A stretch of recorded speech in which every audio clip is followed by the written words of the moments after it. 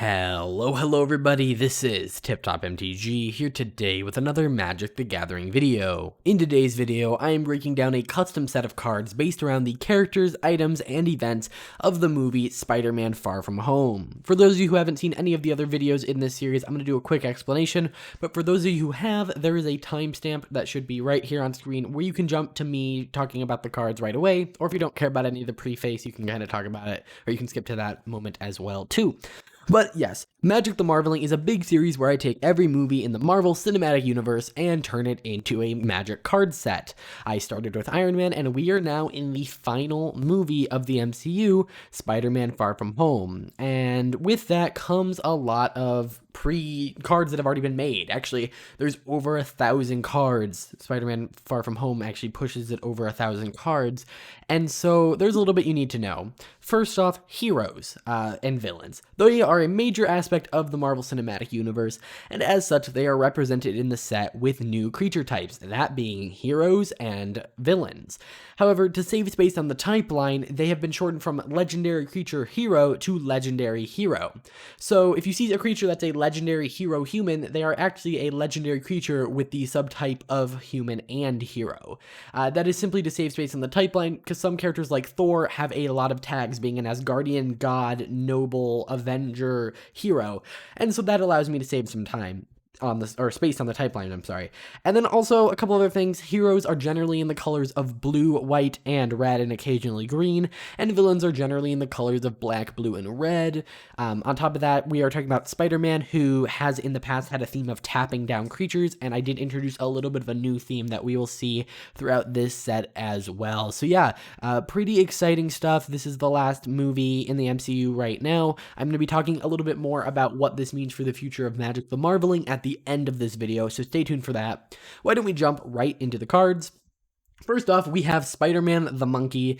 It's a 4-cost blue and red legendary hero enhanced human 2/4, and it says whenever a spell targets Spider-Man the Monkey, you may tap an untapped creature you control. If you do, counter that spell. So Spider-Man in the past has cared about tapping down creatures, or the number of tapped creatures, and so I figured I would mix that, but he's in a stealth suit, which means he's avoiding attention, and so I think it makes a lot of sense that if he goes under target, he can kind of use some of his allies to kind of hide himself. He uses Ned to explain that it's Night Monkey, for instance, in the story, and that makes a lot of sense. On top of that, it can also somewhat represent his spider sense, the ability to dodge spells, so it kind of has a dual purpose there. And then we have another ability, which is pay for tap. Spider-Man the Monkey loses all abilities until end of turn. This is simply to make it so you can't reuse this ability, and it also removes his top ability, which is supposed to kind of make him vulnerable. So if you do this, you make him somewhat vulnerable. You may put a hero with converted mana cost 6 or less from your hand onto the battlefield tapped under your control. So this is kind of letting you cheat the mana cost of heroes by 2. I think that this is a pretty interesting ability, and what it's really representing is the fact that he looks towards other heroes. His past 2 movies have, and I'm not saying this is a bad thing, have not necessarily been Spider-Man movies where he's self-motivated. He's motivated by other heroes. He's motivated by Tony Stark. In this movie, he is motivated by the legacy of Tony Stark and trying to figure out who that next hero will be. So will it be Mysterio? Is he going to put Mysterio on the battlefield? I don't know. So that's really what that's supposed to represent, and he kind of does by making Mysterio the hero of the story, or by putting down a hero, he makes himself vulnerable. He gives up his glasses, and he kind of reveals everything, reveals his hand, and so he becomes very vulnerable. And this is probably one of the most lore accurate cards I've come up with, and I think it works really well. You have this really powerful card that has some self-evasion. I don't think it's overly powerful. I don't think it's completely boring either. I think it's very interesting, and it ties into what I was talking about, a new theme where a lot of the Spider-Man crew, or the people who help Spider-Man, have activated abilities, especially those that require you to tap them, as there are a lot of Spider-Man cards that care about tapped creatures. And so I figured a nice sub-theme would be activated abilities, whether that's making them cheaper or just having them in general. So keep an eye out for those, as there are cards within the set that care about it. Another thing I really quickly want to mention, not every card will be talked about here. I simply just don't have the time to be able to talk about 35 to 50 cards. And so I'm going to be talking, I believe, about 20 cards today. And if you want to see the rest of them, there will be a couple links in the description. One where you can just check out all my Magic the Marveling stuff, and one where you can check out specifically Spider-Man Far From Home. Either way, let's jump into the next card.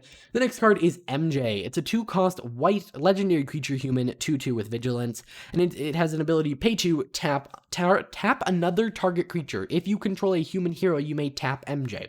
So this is worded really weirdly, and I just talked about creatures having activated abilities with tap abilities being a theme, and MJ's kind of the opposite here, and part of that is somewhat, reasonable. She kind of is the outsider of the group. She does things a little bit differently, but also this creates a really interesting design. So she has vigilance. So tapping to attack with her, attacking with her doesn't tap her, which means that activating the ability to untap her is actually quite difficult and requires you to have another card. For instance, Spider-Man, who is going to let you, tap down your creatures in order to counter spells. So then you do that, you counter the spell, she's now tapped. You can now pay 2 mana to tap another target creature. So you can tap down an opponent's thing. But the thing is, if you control a human hero, you may re-tap MJ. So what's interesting is if you control a human hero, which is kind of vague, there are a lot of those, you can kind of just keep paying 2 to tap down things. So it's a very powerful ability, but it requires an initial setup that requires another card and requires you to have a human hero on the battlefield. So it does require a little bit of setup, but in combination, it can be very, very powerful. Next, we have Ned, European Bachelor. It's a 3-cost white legendary creature human 2/2, and it says as long as an opponent controls 2 or more tapped creatures, abilities you activate of Ned's cost white less to activate. So we then have the ability pay a white, tap, target creature you control gains protection from your choice of even or odd until end of turn. So if your opponent controls 2 or more tap creatures, you can just tap him to give one of your creatures protection. He is often trying to give Spider-Man some intel, help him out, and so he's able to kind of protect him from certain threats, but not everything. And I think that's really key there. And then if your opponent, if things are getting dire, he may be able to help you out in a easier situation. This works really well on the battlefield, as if your opponent's attacking you, if they're attacking you with 2 or more creatures, they're probably tapped, which then means Ned can activate this ability for free. He can also target himself with it. So yeah, very powerful card that kind of does some fun things with tapping. Again, has an activated ability with a tap cost. Next, we have Happy Hogan, Guiding Hand. It's a 4-cost white legendary creature human advisor for 3, and it says at the beginning of your end step, tap Happy Hogan. So that means when he has this ability coming up, it is going to be very difficult to activate it on an opponent's turn. So you can pay 2, tap, and discard a card, and exile another target creature. Return it to the battlefield under its owner's control. If at least 1 red mana was spent to activate this ability, you may have that creature enter the battlefield with haste until end of turn. So he lets you flicker a creature by paying mana and discarding cards, but it's really hard to do on an opponent's turn.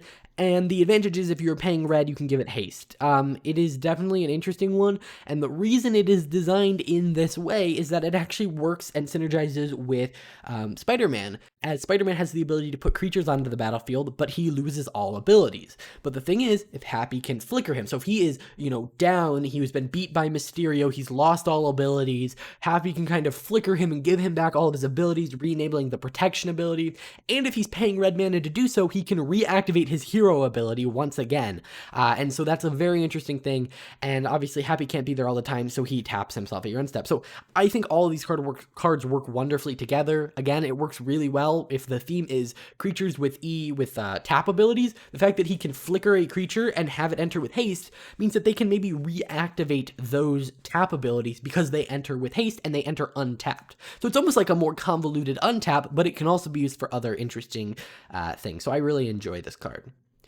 Next, we have Nick Fury, Imposter. It's a 6-cost red and white legendary hero human shapeshifter. He's a 4/4, and it says when it enters the battlefield, reveal the top 6 cards of your library. You may put a hero from among them onto the battlefield under your control. So this is a very powerful ability, and it's kind of just cheating things right out into play. I mean, you are paying 6 for a 4/4, and then it says other heroes you control get +1/+1, +2/+1, and must attack each combat if able. So yeah, he's gonna boost up that hero, but the disadvantage is they must attack each combat if able, meaning if you have a utility creature, a creature that maybe isn't amazing at attacking, or at least a hero, it's gonna have to go out into the line of fire. And this is kind of what Nick Fury's doing to Peter. He's saying, hey, I'm gonna boost you up with all this tech, and I'm also gonna make you go help us fight. So I think it makes a lot of sense. He kind of calls Peter into action and then forces him to fight, and so I wanted to encapsulate that in the card. Next we have Dimitri, Trip Hijacker. It's a 3-cost red and white legendary creature human agent. Agent was introduced with the Captain Marvel movie. It's a 3/3 and it says you must attack each turn with at least one hero if able. So this is a kind of alternate way of wording it. It normally says like creatures you control must attack each turn if able, but instead it's saying as long as you attack with one hero, you're good. So if you have one hero that can safely attack, for instance, one that has protection from even, which means it can't be blocked, maybe Ned gave that to Peter, then you know you're good. But then it says whenever one or more heroes you control attack, draw a card. So it's very specific to heroes and drawing cards, and it is going to kind of force you into these situations that maybe you don't want to be in. But I thought it was an interesting way to give maybe a Boros hero like commander deck some interesting card draw. So I like it. Next we have Mysterio. He is a 5-cost Demir legendary villain human scientist 4/4, and it says whenever you cast an instant or sorcery spell, create an XX blue illusion creature token, where X is that spell's converted mana cost. So if you cast a 5-cost, you're getting a 5/5, and this is very similar to the Sharknado kind of card from why am I forgetting where it's from? Ikoria, sorry. Except it is making things that do not fly, and it is also on a creature, which means that it can be much more easily removed, which is why I justify having it cost 1 less. On top of that, it's 2-color, which makes it harder, and it's legendary. But there's also another reason why I would not consider this as overpowered as that card. First off, it doesn't have cycling, but also it says, as long as Mysterio isn't equipped with a legendary equipment, illusions you control have, whenever this creature is targeted by a spell or ability, sacrifice it. So the idea here is that you're creating these guys who can very easily be killed by spells, as drones would be that are putting up an illusion, but as soon as you gain your Edith glasses, which are legendary equipment, illusions you control gain this ability, or lose the ability, I should say. So they no longer are that vulnerable, because if something gets targeted, you can just kind of replace that drone very easily. So again, very, very flavorful card. They're using science, which I'm calling instants and sorceries, to create illusions. Those illusions are vulnerable until you gain the power up of Edith, and yeah, this is probably one of the most lore-accurate sets I have done in a while, and I really love a lot of it. Next we have Brad Davis. It's a 3-cost white and blue legendary creature human 1/3, and it says whenever an opponent would look at any number of cards, that player reveals those cards instead. So essentially, if something were to say, any effect that says look at cards will instead act as though it said reveal them. So if you have a card that says look at the top 3 cards of your library, it will actually make you reveal the top 3 cards of your library. And essentially, this is just giving you more information. If you have a card that says you may look at the top card of your library at any time, you may reveal the top card of your library at any time. And then he's the ability to make each player scry 2, which essentially means that you can kind of look at the top 2 cards of each opponent's library, and if they don't want you to know that they're there, they can put them on the bottom. But basically, any thing that will make your opponent scry will now make them reveal, so you'll be able to kind of tell what they're going to do. And this is, of course, referencing how he's kind of snooping in Peter's business, and I think it makes a lot of sense. Next, we have Flash SpiderFan. It's a 5-cost green legendary creature human. It's a 3/3, and it says spells you cast can't be countered. Play with the top card of your library revealed. As long as the top card of your library is a spell with converted mana cost 5 or greater, spells you cast cost 2 less to cast. So yeah, he's going to reward you for playing expensive spells. I want to mention that he does not let you play cards off the top of your library, but he has an effect that is based on the top card of your library. And the idea here is that he comes from a rich family, so you're going to be playing expensive spells, and you're going to make sure those expensive spells resolve, and you're going to kind of know what's coming up, and it's going to be easier to cast those expensive spells. So he's kind of dealing with, I would say, different problems than everyone else necessarily. And so I really wanted to play off of that. And I thought this was an interesting way to do that. And green often cares about high CMC spells. So I thought it was definitely interesting. Next, we have Betty Brant. It's a 2-cost white legendary creature human with Defender 2/2. And whenever you activate an ability of a creature you control, if no mana was spent to activate it, tap Betty Brant. Whenever it becomes tapped, you may tap a target creature you don't control. So this is kind of interesting. Ned has the ability to have a tap ability that doesn't actually cost mana if your opponents control enough tap creatures. And then Betty will get to do her little extra thing over there. So yeah, definitely, it's rewarding you for playing tap things, and it's just kind of a little payoff. I don't think it's nearly as good as some of the other payouts, but it's supposed to represent how Ned and Betty are kind of working together, spending time together, so they kind of synergize off of one another. Next, we have May Parker, Spider's Advocate. It's a 4-cost white legendary creature, human advisor 2/2, and whenever you counter a spell or ability, you may put a +1/+1 counter on target creature. Now, this is kind of weird being in white, but I think it is fine. We then have an ability, pay 2, tap, return May Parker and target hero you control to their owner's hands. You can kind of save Peter and I don't know, she's just an advocate wanting him to go out and fight, but also, you know, by helping him with his spider sense a little bit and just kind of helping him all around. Now, looking back, SpiderMan The Monkey, the original card, doesn't have any white in it. I think I might go back and somewhere add a white mana symbol, maybe not in his cost, but in his abilities, because, you know, that was a flaw that I didn't think of until now, is the fact that all these cards that synergize can't be run with him because he is an legendary if we're talking about commander. So I'm going to throw a white mana symbol in there somewhere. So just keep in mind. Speaking of which, all the updated versions of these cards will be on the website down below. I'm going to talk a little bit more about updates here at the end of the video, so stay tuned for that. Next, we have a Mr. Harrington Trip Advisor. It's a 3-cost white legendary creature, human advisor 0/4, and it says non-hero humans you control can't attack.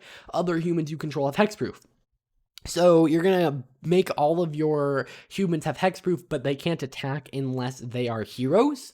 So essentially this is going to go really well in a hero deck, which is kind of ironic, but he's trying to protect the students, but Peter still manages to slip out, so he can still go and attack. So yeah, I think that makes a lot of sense.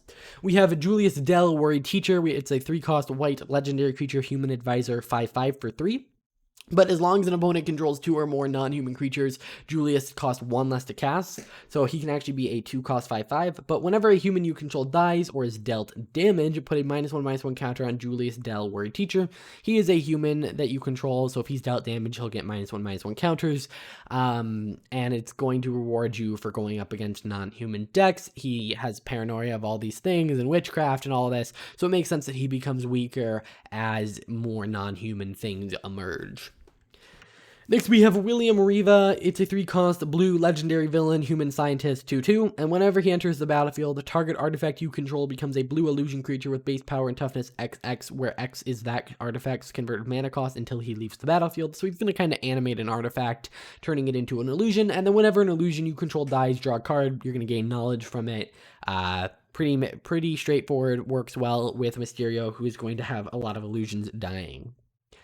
Then we have Edith. It's a 4-cost legendary artifact equipment. A creature gets +2/+0, not really helping you attack, but helps you on the defense by giving you information. And it has, whenever this creature attacks, scry X, where X is the toughness of this creature. Yeah, again, lets you kind of have more information. Then it has an activated ability, pay 2, tap, untap target creature you control. Equipped creature gets +X/+X, where X is the number of creatures you control that share a creature type with the untapped creature. So you're actually tapping the artifact, you're not tapping the creature that it's equipped to, which is something that may change in the future, but for now it's going to boost things up based on the number of creatures that share a type. So if you have a whole like human or hero team, these can be really useful, but it also works really well, for instance, as the villains, and I wanted this to be a card that could be played on either side and would work really well as we see the glasses kind of trade hands. And then it has Equip 3.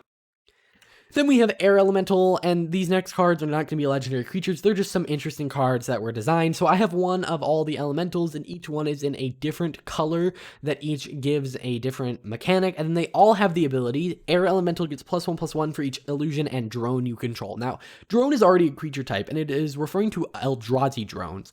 I just decided to go with it. Your Eldrazi drones will work well with your Air Elementals, but there are also technical drones in the set. I don't believe any of them are showcased here, but there are a couple cards that create tokens, and I believe there are a couple cards themselves. So there's one of these for each of the elementals that each have a different keyword and then that same ability. And there's also one called Elemental Fusion, which, by the way, the other ones are in red, green, white, and blue. And so when you combine them, we get this 5-cost 4/4 with flying, trample, haste, and hexproof, and it gets +1/+1 for each illusion and drone you control, which is actually a 5/5 because it gets +1/+1 for itself. So yeah, kind of a fusion of all those other creatures. I thought it was an interesting concept. Yep. And then we have Illusion Projector. It's a 4-cost blue artifact, and it says creatures you control are illusions in addition to their other types. And then you can pay 2, tap, and illusions you control get +0/+2 until end of turn. It's a basic card, but I wanted to showcase how there is a lot of illusion synergy within the set. And what works well with Illusion Projector is that it's an artifact. You may have Julius, not Julius Dell, that's one of the teachers. You may have William Riva. I believe is his name, turn this into an illusion itself, and then you get this interesting little thing going on. So very cool. We have generated Cloak, which is going to be our last card we're talking about. It's a 3-cost blue enchantment aura, and it says enchanted creature is an illusion in addition to its other types. Whenever enchanted creature is dealt damage, sacrifice generated Cloak because, the illusion's over. And then enchanted creature gets +0/+5 and has spells you don't control that target this creature costs 3 more to cast, and this creature can't be blocked. So again, more illusion, more kind of not being able to block nonsense. Yeah, so that is Spider-Man Far From Home. Again, there are a lot of other cards I didn't talk about. I didn't talk about any of the drones. This video is already about 20 minutes long. So yeah, this next part of the video is going to be talking about Magic the Marveling as a whole, where I'm going to talk about kind of what my plans are for the future. So yeah, if it's already the future, you may not need to listen to this because it's probably already happening. But for anyone who's curious, here is my plan. So Spider-Man Far From Home is the last movie in the MCU until Black Widow releases in 2021. However, we are getting WandaVision early 2021 as well, and I am planning on making a card set for that one. However, that will not be released until after all of the episodes have aired, so about 6 weeks after that comes out. Probably give me a week or two to design the set, edit the video, make everything. So it'll probably be 10 to 12 weeks away from now, which is a pretty long time, but don't be worried. I am also planning more Magic the Marveling content.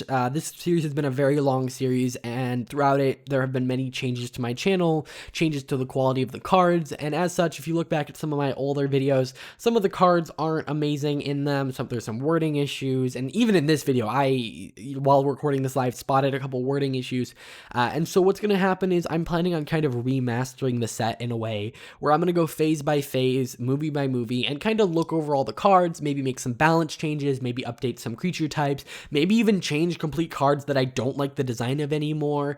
Everything will get updated, and then I'm planning on doing videos for each phase. So there'll be like a phase 1 remaster where I talk about some of the more significant changes and just kind of go over what overall changed.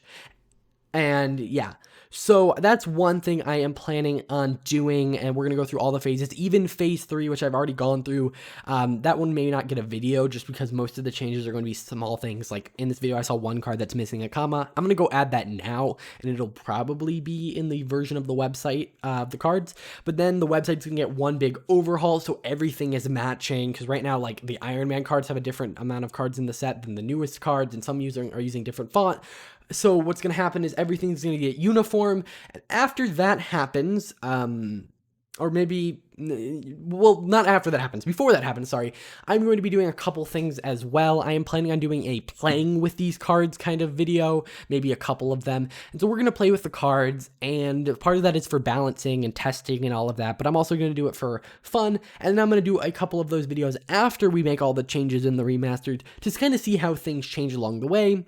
And then, along the way, we are going to be adding new sets. For instance, as the new TV shows and the new movies all come out, I will be releasing Magic the Marveling things for them as well. I also may go back and do Incredible Hulk along the way as well. In terms of other videos, I'm planning on doing a project, and this one may get canceled, so don't hold your breath on this one. I'm thinking about turning this into a draftable set, because right now it's just 1,000 random cards, but I'm thinking about sitting down, turning the set into an actual draftable set that is balanced for draft, where the commons and the uncommons and the rares and the mythics are all balanced appropriately, whereas now that's not really my worry. So I'll probably pick and choose cards from different movies to kind of create this overall set. The set may look different. Some cards will probably change. I probably don't have enough basic commons, so there will be some more basic commons maybe added. That project is going to take a while and is not at the forefront of my mind right now, so that will probably be a while out, but that's another thing I am planning on doing.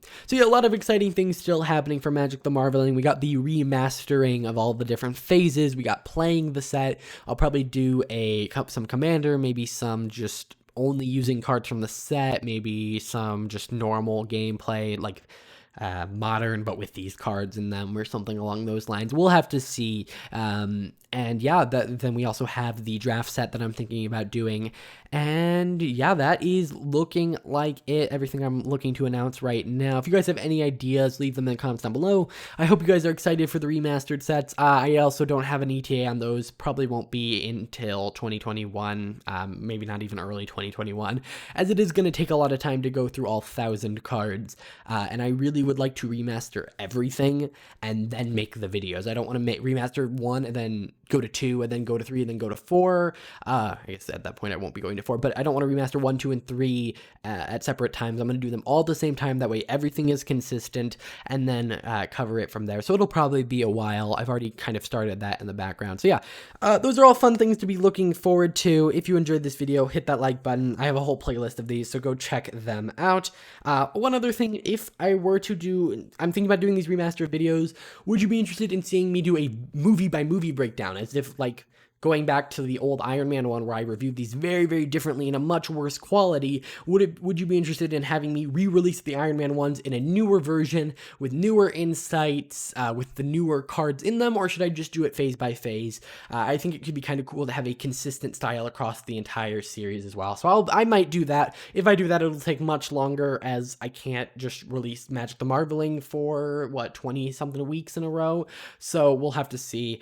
Either way, if you enjoyed, hit that like button, subscribe. Again, playlist everywhere. There's probably cards appearing right here. And not magic cards, but like cards to go check out the playlist and stuff. Either way, you know what? See you guys in the next one. Bye.